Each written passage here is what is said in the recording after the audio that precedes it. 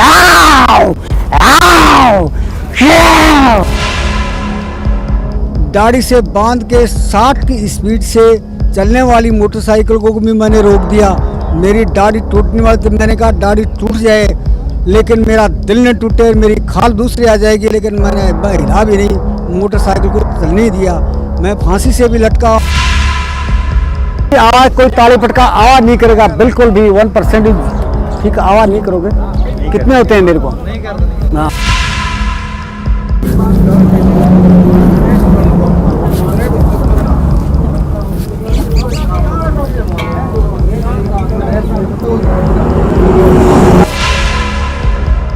और मैं दाढ़ी से मोटरसाइकिल खींच चुका था, दाढ़ी से लटकता था, ऐसे जानवरों को डराता था।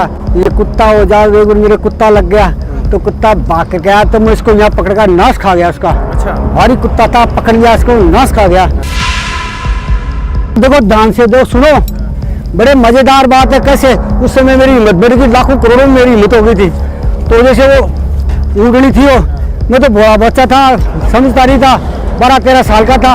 उड़नी गोबरा खा रही, मैं क्या करूँ। देखो उसके पैर होते हैं तो मैं ऐसे देने लग गया, देखो ऐसे ऐसे देने ऐसे लगे, बिल्कुल वो अकेला ऐसे। सुनो सुनो सुनो, तो ऊँट इतनी बड़ी गिल्ली काटता काटता है, और मैंने मेरा डंडा लिया, आँखों में मेरे तकड़ा करके उसके एडर के। अब ऊँट कितना भारी, आदमी कुछ नहीं होता, एडर के आँखों में देखता रहा, आँखों में देखता रहा, और उसको हिलने नहीं दिया। ऊँट को मैंने देखता रहा, ऊँट घबरा गया और चला गया। ਤੁਸੀਂ ਚੱਕਦੇ ਟੀਵੀ ਦੇਖ ਰਹੇ ਹੋ ਤੇ ਮੈਂ ਹਾਂ ਗੁਰਵਿੰਦਰ। ਕਿਸਾਨੀ ਸੰਘਰਸ਼ ਲਗਾਤਾਰ ਜਾਰੀ ਹੈ ਤੇ ਇਸ ਸੰਘਰਸ਼ ਦੇ ਵਿੱਚ ਵੱਖ-ਵੱਖ ਤਸਵੀਰਾਂ ਜਿਹੜੀਆਂ ਉਹ ਦੇਖਣ ਨੂੰ ਮਿਲ ਰਹੀਆਂ ਨੇ। ਸਾਡੇ ਨਾਲ ਇੱਕ ਤਾਊ ਜੀ ਨੇ, ਇਹਨਾਂ ਦੀ ਵੀ ਇੱਕ ਵੱਖਰੀ ਕਹਾਣੀ ਹੈ, ਇਹਨਾਂ ਦੇ ਨਾਲ ਗੱਲਬਾਤ ਕਰਦੇ ਆ। बड़े चर्चे ने ताऊ दे। ताऊ क्या नाम है आपका, अपने बारे में थोड़ा बताइए। मेरा नाम कजोड़मल बगड़िया, ग्राम पोस्ट बड़ारा, जिला सीकर, राजस्थान। मेरा मोबाइल नंबर 97-840-11268 नंबर है मेरा। नहीं, मोबाइल नंबर बताने की जरूरत नहीं है, आप अपने बारे में बताओ थोड़ा। मैं बहुत गरीब घर से था। मेरे मन में स्वतंत्रता के प्रति, किसानों को प्रति शुरू से ही मैं जागरूक रहा हूँ। मैं गरीब घर के होने से ये मोदी जैसे सरकारों के, पुरानी सरकारों के बनाए हुए कानूनों के विरुद्ध हूँ मैं। तो मैंने इसमें मेरी पढ़ाई भी ऐसे की, ऐसे मैंने नौकरी करते थे। मैं किसानों की, गरीबों की मैं सुनता था, मैं उनका काम करता था। तो आप किसान हो वैसे? मैं ओरिजिनल किसान हूँ। मेरे जैसा किसान नहीं कोई इस दुनिया में, मानता हूँ मेरा जैसा कोई किसान काम नहीं करता। मैं घर पे एक नेकर से रहता हूँ, उगाड़ा रहता हूँ, चाहे गर्मी हो चाहे सर्दी हो, मैं उगाड़ा है। तो मैं देखता हूँ प्रकृति भी उगाड़ी रहती है, कोई कपड़ा नहीं पहनते, ऐसे मैं रहता हूँ। इस दौरान मैंने धीरे धीरे मैं ड्यूटी भी करता था और घर पे काम भी करता था। इस दौरान मेरे दांत खराब हो गए। 10 डॉक्टरों ने मेरे दांत निकालने के लिए कह दिया। तो मैंने एक जड़ी बूटी से मेरे को दांतों को ठीक किया। इस दौरान मैंने 1 से लेकर 1.5 कुंटल तक मैंने दांतों से उठाया वजन। 1 से 1.5 कुंटल दांतों से उठाया? 1 कुंटल से लेकर 1.5 कुंटल तक मैंने दांतों से उठाया है। मैंने हिंदुस्तान के बड़े बड़े शहरों में किया, पूरी दुनिया में भी गया है। मैंने सबसे पहले सीकर ज़िले में, उसके बाद जयपुर में, दूदू में, अजमेर में, गोरखपुर में, तिरचनापली में, पश्चिम बंगाल खड़गपुर में, कानपुर में, चंडीगढ़ में, अम्बाला में, यहाँ मैंने मेरे प्रोग्राम किए। मैंने जगह इसके साथ साथ मैंने दाढ़ी से भी प्रोग्राम किया कि आदमी के एक दाढ़ी का तिनके से कितना दर्द होता। लेकिन मैंने इसको भी धीरे धीरे सहन करके यूँ करते मैंने 126 किलो वजन दाढ़ी से उठा दिया। अच्छा, दाढ़ी से 126 किलो वजन? एक दाढ़ी से 126 किलो वजन उठा दिया। और मेरे दाढ़ी से बांध के 60 की स्पीड से चलने वाली मोटरसाइकिल को भी मैंने रोक दिया। मेरी दाढ़ी टूटने वाली थी, मैंने कहा दाढ़ी टूट जाए लेकिन मेरा दिल न टूटे, मेरी खाल दूसरी आ जाएगी, लेकिन मैं हिला भी नहीं, मोटरसाइकिल को चलने ही दिया। मैं फांसी से भी लटका हूँ। कि फांसी से मैं क्यों लटका हूँ? ईसा मसीह को धर्माधिकारियों ने फांसी पे लटका के मार दिया था। भारत के कई क्रांतिकारियों को सरकार ने फांसी पे लटका दिया था। तो मैं उनको देखकर मैं ऐसी तकरीब तैयारी की कि आदमी फांसी से भी न मरे। तो मैं मेरे गले को इतना मजबूत किया। तो सरकार जो है वो उन किसानों से मत्था लगा रही है जो फांसी पे भी लटक जा रहे हैं लेकिन उनकी मौत नहीं हो रही है, उनको कह रही है घर लौट जाओ, 60 साल से ऊपर उम्र हो गई है। नहीं, घर नहीं लौटेंगे हम। घर कैसे लौट जाएं? हमारे बच्चे, हमारे बीवी, हम तो मर जाएंगे लेकिन हमारी पीढ़ी आएंगी। अगर हम मर गए तो क्या हो गए? हमारे बच्चे हमारे आएंगे। जैसे ये संसार का रीति रिवाज चलता आ रहा, धीरे धीरे धीरे धीरे बाप मर जाता, बेटा खड़ा हो जाता, वो मर जाता, उसका बेटा खड़ा। तो हमारे बेटों के लिए, हमारी जवाई के लिए, हमारी बिरादरी के लिए, जो भारत की सबसे बड़ा कृषि प्रधान देश है, जिसकी आय से, जिसकी खाने से, जिसके से दूध से बड़े होते हैं हम, उसके लिए हम नहीं करें तो हम किसके लिए करेंगे? इसलिए हम लगातार सरकार पे दबाव बना रहे हैं, लगातार ये कर रहे हैं। भारत का किसान सबसे गरीब है, दुनिया का सबसे गरीब है। और दुनिया का ये दिखा रहे हैं 2 4 10 घराने हैं जो सारी पूंजी इनके पास इकट्ठी हो गई है और वो इकट्ठी करना ही चाहते हैं, वो बेचना चाहते हैं। जगह जगह कल खाने कर लें। किसान जाएगा तो कहाँ जाएगा, कहाँ रहेगा, कहाँ सोएगा? सड़कों पे इनका कब्जा, कारखानों पे इनका कब्जा। एक छोटी सी एक चीज़ ये बताइए, बैरिकेड लगा के रोकने की कोशिश की है, 4 दिन हो गए किसान यहीं पड़े हैं, किस तरह से देखते हो आप इन बैरिकेड्स? मैं इन बैरिकेड्स को इसलिए ये देखता हूँ कि हमारा दिल नहीं टूटेगा। हमारे पर बुलडोजर चले जाएंगे, हमारे पर ट्रैक्टर चले जाएंगे, लेकिन हम हिलेंगे नहीं। जिस प्रकार सरदार भगत सिंह ने बैरी गूंगी सरकार, अंग्रेज सरकार को भगाने के लिए, उसको अपने बात रखने के लिए उनको हल्का सा बम का प्रयोग किया था, उनको सुनाया था कि हमारी बात सुनो, तो हम सुन रहे हैं। हम इसकी नहीं मानेंगे। लाख किसान कर दे, हम मर जाएंगे तो दूसरा आ जाएंगे, दूसरा आ जाएगा, तीसरा आ जाएगा। हम इसकी नहीं मानेंगे, क्योंकि हम मानेंगे तो हम जाएंगे कहाँ? हमारा तो वंश ही खत्म हो गया। वंश तो इनका चलेगा था, हम तो हमारे वंश के लिए सोचेंगे। क्यों इनके वंश के? ये तो मोदी सरकार ऐसा है, इनके बच्चे नहीं, ये स्त्री से प्रेम नहीं करता। इसके स्त्री भी बेचारी ना बोलो अध बीच में 17 दिन के बाद छोड़ के चली गई। इसकी स्त्री 17 दिन के बाद चली। जब ये स्त्री का अपने का नहीं हो सकता तो भारत सरकार को क्या फ़ायदा कर सकता? ये कोई फ़ायदा नहीं कर सकता। बेचारी मास्टर नहीं जाके बनी वो और अपना जीवन बसेरा किया। आज अगर किसी दुनिया के नेता में किसी में अगर गुण है तो स्त्री को पास में रखता। इसने कभी अपनी स्त्री को पास नहीं रखा। स्त्री जननी है, स्त्री माता है, स्त्री से हम पैदा हैं। जितने सारे दुनिया के आदमी स्त्री से पैदा हैं, तो वो स्त्री का नहीं है तो वो किसका हो सकता है? किस कानून का हो सकता है? कानून तो उसके लिए रद्दी की टोकरी के अंदर है। तो ये लोगों के अंधेरा छा रखा, इसने अंधेरा छुआ दिया है। किसके द्वारा? जो पैसे वाले, जो इनको चुनाव देते हैं, पैसे लड़ते हैं, तो चुनाव लेके चुनाव लड़ जाता, तो वो किसानों की क्यों सुनेगा? ये तो साढ़े ऐसे हार जाएंगे महाराजे। लेकिन किसान का हर एक कतरा, किसान की नदियों, खून की नदियां बह जाएगी।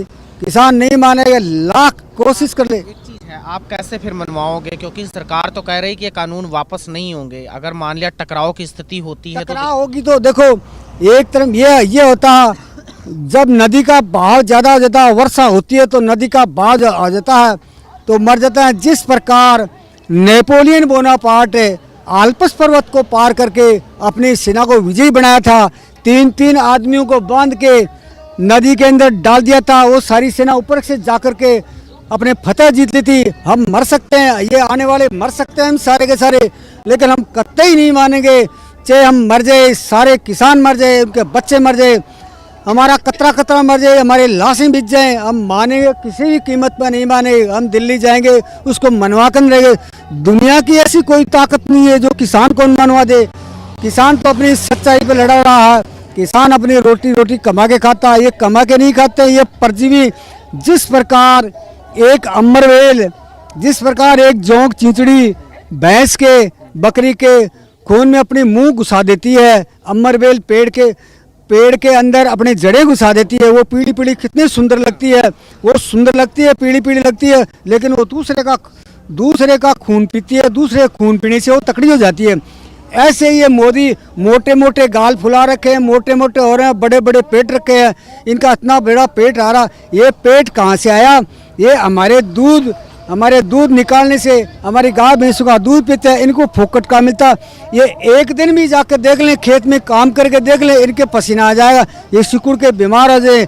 गर्मी में ये ऐसे गर्मी में ये पंखों के नीचे रहते हैं, सर्दी के अंदर कूलर चला लेते हैं, 10-10 कपड़े पहन लेते हैं। तो ये कहाँ के किसान हैं, कहाँ के देश के निर्माता? ये तो देश के बर्बादी नेता है। इनको तो फोटो चाहिए। कहा ये मैंने राम मंदिर बना दिया, मैंने उसका शिलान्यास करा। अरे रामी मोदी, अरे शिलान्यास करने से क्या होता है? शिलान्यास तो उस आदमी से, गरीब आदमी से करना चाहिए जिसकी जुआ चले। जैसे सीकर के अंदर एक भेड़ वाले ने सीकर को बसाया था, तो वो सारा सीकर बस गया। तू तो नीच है, तेरे तो बच्चे भी नहीं, तू स्त्री से ही प्रेम नहीं कर सकता, तू प्रेम किससे करा? मानव जाति का सबसे बड़ा दुश्मन है मोदी। मोदी जैसा दुनिया में दुश्मन नहीं है। आप किसी भी देश में, किसी भी सरकार में जाकर देख सकते हो, मोदी जैसा दुश्मन नहीं है। वो जानता नहीं है, वो तो उन चमचागिरियों के पीछे रहकर अपने पे कानून लादने जा रहा। फैक्ट्री कानून लागू कर दिया, अरे रेलवे को बर्बाद कर दिया। कितने लाख करोड़ रेलवे के अंदर आदमी थे। आप रेलवे में जॉब करते थे, उस बारे में आपको क्या लगता है कि जो प्राइवेटाइजेशन कर रहे हैं उसको लेकर आपके क्या विचार? मेरे देखो एक छोटा सा उदाहरण बताता हूँ। मैं रेलवे में नौकरी करता था। सीकर से जयपुर के लिए एक बकरी के 20 रुपए लगते थे। आज वो बकरी नहीं ले जा सकता, उस बकरी को बस में ले जाना पड़ता, उसके 200-300 रुपए लगते। कहाँ एक बकरी जयपुर से, सीकर से जयपुर 20 रुपए में जाती थी, आज उसी बकरी ले जाने के लिए लालाई तोड़ना पड़ता। और ये कानून ही रद्द कर दिया। यानी जो गरीब हैंडीकैप आदमी थे उनका रद्द कर दिया, वो ले जा नहीं सकते, कहाँ जा नहीं सकते। तो एक चीज़ है, आप कह रहे थे कि आप दंड बैठक जो है लगातार 500 लगा लेते हैं, उस बारे में बताओ, थोड़ा लगा के दिखाओ। हाँ, मैं दिखाता हूँ। देखो मैंने अभी भी दिखाया, ये मेरी दृढ़ता है, ये भगवान का मेरे को वरदान है कि मैं किसानों के साथ हूँ। मैं सच्चा हूँ, मेरे दिल में कोई पाप नहीं है, मैं कभी पाप नहीं रखता, मैं कभी चोरी नहीं करता। मैं मेरे ड्यूटी पे रहते भी निष्ठा से रहा हूँ, निष्ठा से समझाया, किसी चीज़ को पहुँचाया। मेरी ये नेचुरल भगवान की दी ताकत है। मैं किसान का बेटा हूँ, मैं किसान की औलाद हूँ, किसान की माँ का मैंने दूध पिया, किसान की असली औलाद हूँ। ये मोदी और अमित शाह ये पखेरु आदमी, ये जानवर है, ये किसी दूसरे औलाद है, इसलिए मानता नहीं। जो अपने बाप की औलाद होता है तो अपने सही मानता, दूसरे की वाला मानता नहीं, दुख नहीं पाता। वो दूसरों को दुख देता, खुद दूसरों को देता, खुद सुख पाने के लिए, खुद सुख पाने के लिए दूसरों को दुख पाता है। दुख ही दुख देता, दुख ही दुख दे। कितने आदमी, देखने वाले को रोज आ जाना चाहिए कि कितने आदमी दुख पा रहे हैं, कितने, लेकिन उसका पसीना नहीं सीधा, उसके दिमाग खोपड़ी ठीक नहीं होती है, वो तो देखता है ऐसे साढ़े दुख पाते ही रह जाएंगे। तो ऐसा हमारे दिल में है। हम दुख पाके के हम सुख की खुशी का नदियाँ बहाएंगे, हम आंसू भी बहाएंगे, हम खून भी बहाएंगे, लेकिन किसान के लिए बहाएंगे, हम कभी भी नहीं डरेंगे। अब मैं मेरी एक्सरसाइज, दंड बैठक जो बता रहे थे एक्सरसाइज करके, वो दिखा दो। वो मैं मेरी दंड बैठक दिखाता हूँ, आप समझना मैं कैसा क्या आदमी हूँ, मेरी दृढ़ता कैसी है, कैसे मैं हिंदुस्तान को दे सकता हूँ। मैं जगा रहा हूँ इन किसानों को, इन जगानों को, इन बच्चों को, सबको कि तुम ऐसे करो। आप आवाज नहीं करोगे, हाँ। एक भी आवाज, कोई ताली पटका आवाज नहीं करेगा, बिल्कुल भी 1% ठीक आवाज नहीं करोगे। कितने होते हैं मेरे को? नहीं करते। हाँ, आवाज नहीं, हवा नहीं।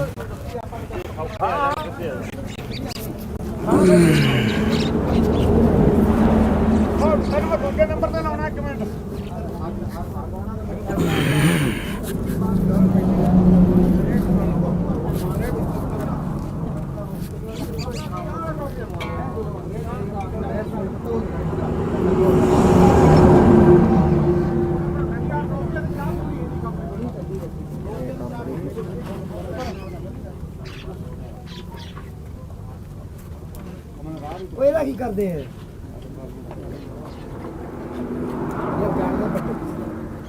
जोर देखना है बापू का।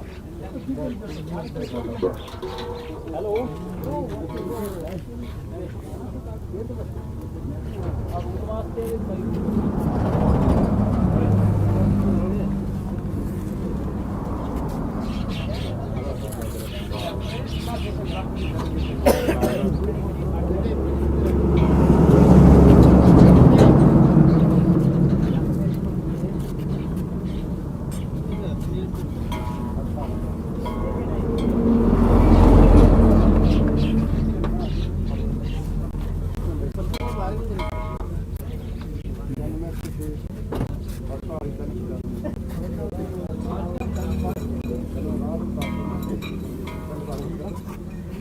222 मैंने 312 अभी वहाँ निकाले थे, तो मेरी ताकत लगी हुई थी। 222 बहुत हो गए। 222 निकाले मैंने अभी भी, ये चीज़ है। और आप क्या करते थे? और मैं दाढ़ी से मोटरसाइकिल खींच चुका था, दाढ़ी से लटकता था, ऐसे जानवरों को डराता था। ये कुत्ता हो जाए, एक बार मेरे कुत्ता लग गया तो कुत्ता भाग के गया, तो मैं इसको यहाँ पकड़ कर नाश खा गया उसका। अच्छा। भारी कुत्ता था, पकड़ लिया इसको, नाश खा गया। तो कुत्ता मेरे सामने आया, बहुत भारी कुत्ता था, वो आया ही नहीं वो। अच्छा। एक बार क्या, मैं जंगल के अंदर रात को 2 बजे ड्यूटी से लेकर जा रहा था, तो एक रोज आया, तगड़ा रोज रहा, तो मुझे मारेगा। मेरे पास कंबल थी, तो मैंने कहा छोड़ेगा तो नहीं, मारेगा तो सही, ये तो एनी हाउ मारेगा। तो मैं उसको ऐसे डराया, मैं बताऊँ वो डराने का तरीका बताऊँ, मैंने मेरे यूट्यूब पर बताया मैंने ऐसे डराया उसको।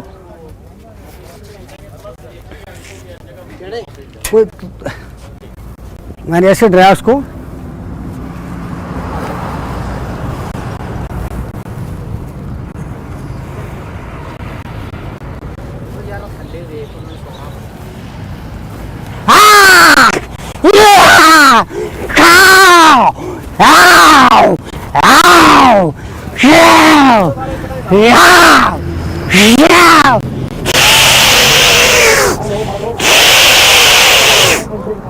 मैंने ये किया, अब वो उसके बुक भगाने लगा, जोर से भगाओ। मैं स्पीड से, उससे ताकत तकड़ी थी। आज से 15-16 साल पहले की बात है। तो वो इतनी जोर से भगा कि वो रुका ही नहीं, आया ही नहीं वो। तो वो मारता था गायों को, शिवों को मारता था, जोर जोर से मारता था वो नहीं आया। उनको भी डरा के भगा दिया उसको जबरदस्ती।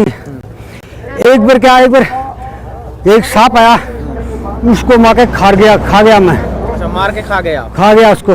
काला सांप था। एक बार गोरा था, मैं छोटा था, ये जा रहा है खाएगा, मैं लेके सींगा जड़ी थी, वो फूट करता रहे, मैं उसके साथ ही घुस गया। अब लोग डरते हैं सांप गिर खा जाएगा, मैं इसके सींगा रुपा दिया।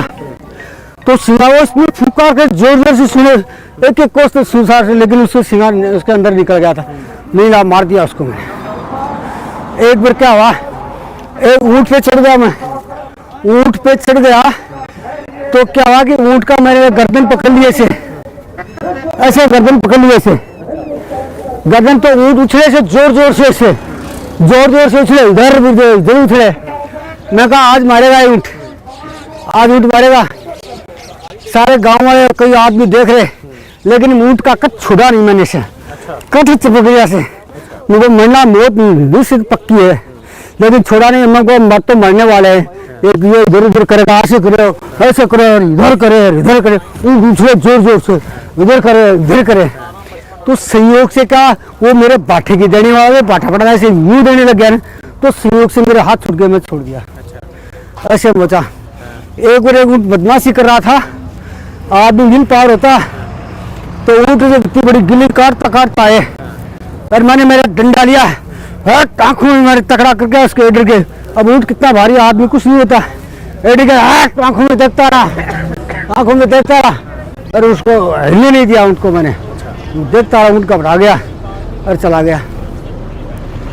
तो ये आदमी विल पावर होता, अंदर पावर होता, मर गया तो मर गया, खा। एक बार की बात भयंकर, छोटा सा था, वो ऊँटनी मेरे को खाने के लिए ऐसे खाने के लिए, मैं छोटा सा जंगल में अकेला। अच्छा, ऊँटनी जिसके नाश टूटे, तो मेरे खेत में गोबरा खा रही। तो मेरे डंडा लेकर के, मैं एक डंडा लेकर, देखो ध्यान से दो, सुनो, बड़े मजेदार बात है। कैसे उस समय मेरी हिम्मत बढ़ गई, लाखों करोड़ों में मेरी हिम्मत हो गई थी। तो जैसे वो ऊँटनी थी, वो मैं तो बड़ा बच्चा था, समझता नहीं था, 12-13 साल का था।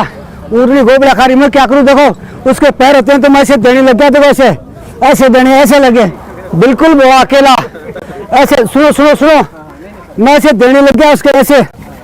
तो काफी देर के बाद में उस ऊँटनी को गुस्सा आया, तो क्या ऊँटनी मेरे पीछे भगी, देखो ऐसे यूं करके, वो मुंह फाड़ के मेरे ऊपर भगी वो। और मैं जिसे कोई खरगोश कुत्ते के सामने भगता ना, कुत्ते के सामने खरगोश भगता, तो मैं भगा ऐसे जोर से। एक जाट था ऐसे बड़ा पेड़, तो मैं चक्कर काटने लग गया उसके, ऊँटनी मेरे पीछे में चक्कर काटने लग गया बहुत स्पीड से। आधे घंटा हो गया लेकिन ऊँटनी छोड़े नहीं मेरे को। अब क्या क्या, एक बाड़ा था, बहुत ऊंची बाढ़ थी, ऊंची बाढ़। मैं भाग करके, ऊँटनी मेरे पीछे, फुर्ती मेरे में बहुत थी चीते जैसी, मैं भाग करके आकर के उस बाढ़ पे चढ़ गया। मैं बाढ़ पे चढ़ गया तो उस पर लकड़े थे ऐसे बहुत सारे। मैं दूर लकड़े, देखो एक बार मेरे को, तो मैं लकड़े थे तो मैं क्या करूँ, लकड़ों की दे के देखो उसके ऊँटनी के मुँह पे दूँ ऐसे, यूं दूँ और यूं दूँ और यूं दूँ। आधा घंटा हुआ, सारे लकड़े गए, टूट गए, मुझको छोड़ेगी नहीं आज ये। तो वो ऐसे धक्का मारे उस बाढ़ के, बहुत ऊंची ऊंची बाढ़, यूं मारे धक्का, ऐसे धक्का मारे जोर से, और बाढ़ हिले, जोर से हिले से, बाढ़ हिले धड़ाधड़, वो छोड़ेगी नहीं ये ऊँटनी। फिर मैंने, हमारे एक बाबा था दूर, मुझको बाबा ये मारेगी छोड़ेगी नहीं, तो वो बाबा आया तो आवाज़ सुन के वो चली गई। तो मैं सोचता हूँ अच्छा शुरू का स्टार्टिंग क्या था, वो देखो कैसे बचा मैंने। आप भी जाने का बचना कैसे होता।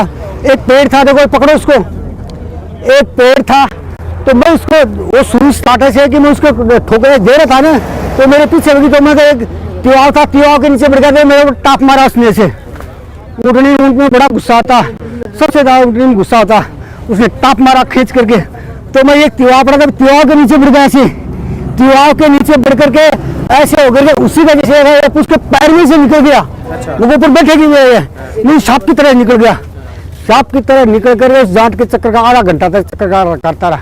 फिर वहां से भगा, उस पर चढ़ गया, सारे लकड़ी तोड़ दिए। आधा पौन घंटा हो गया मेरे को संघर्ष करते करते। मैं कोई 14-15 साल का था, तो एक आदमी आ बोले मैं आ रहा हूँ, ऊँटनी पक गई। अच्छा एक चीज है, अब इस संघर्ष को कैसे जीता जाए, इसके लिए इसको आपके तो- हिसाब से क्या रणनीति है? इसके ये हम ऐसे रहेंगे, ऐसे वो हार जाएंगे, गोड़े टेप देंगे, और अगर नहीं रहेंगे तो हम उसका कब्जा कर लेंगे उसके। देखो हम उसके कब्जा कर लेंगे, ऐसे देर नहीं लगेगी हमें, हम देर नहीं ले, न गोली से डरेंगे न तूफान से डरेंगे, हम कब्जा कर लेंगे। तो देख रहे हैं आ रहे हैं, देखो पहले यहाँ कोई थोड़ा सा एक ट्रैक्टर आया था, 2 ट्रैक्टर आए थे, 3 ट्रैक्टर, धीरे धीरे हमारी संख्या बढ़ जाती है।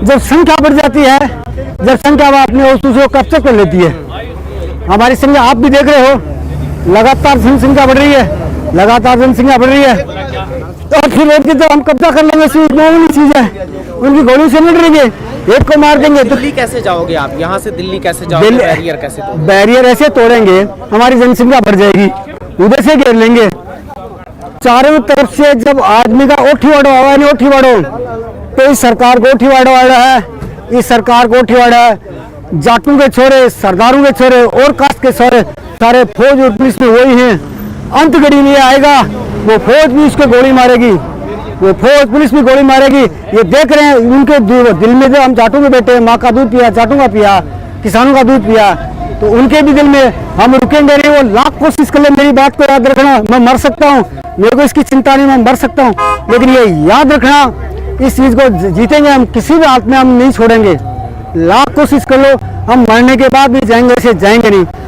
अगर हम मर जाएंगे तो शहीद हो जाएंगे, कौन सी बड़ी बात है इसके अंदर। लाख हम ऐसे ही मरते हैं, रोजाना लाखों आदमी मरते हैं, कितने करोड़ों आदमी मरते हैं। और ये कोरोना का झूठा बबंडर फैला दिया, कोरोना से लोगों को कंट्रोल में कर लिया मोदी।